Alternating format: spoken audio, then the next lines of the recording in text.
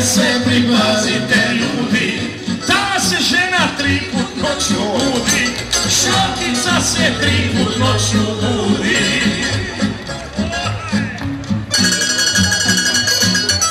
Ajmo jedan aplauz za slavonske Dukade i čine. I da te ono Slavoviću, Slavica! A kaže, ono fino kaže, kak si ti meni, aj nešto fino, želio? Tošo mijenja žicu, pusti ga sad. Tošo mijenja žicu. Evo drugi može otpjevati jedan. Žicu, ma ne treba, mogu ja ispjevati, ja sam baš htio da bi Tošo otpjevao, Tošo mijenja ženu, pardon, žicu, ne? Evo, pazi sad. Aj šta su Bože ja ovako mali, šta su Bože ja ovako mali, kad me žena sa kreveta svali, kad me žena sa kreveta svali.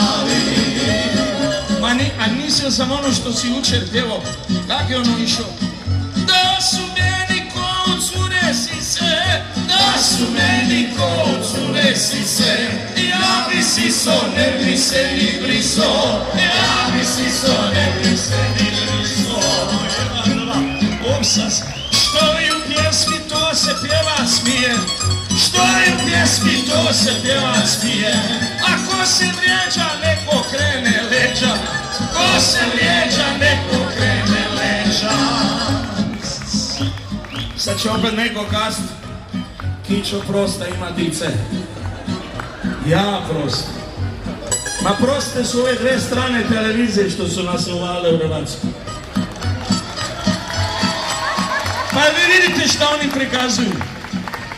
Suce ti ljubim 12 sati, 12 sati, više djece pred televizorima nego u spavačim sobama. Jasno je, na televiziji su pornići. Ti vidiš to, a?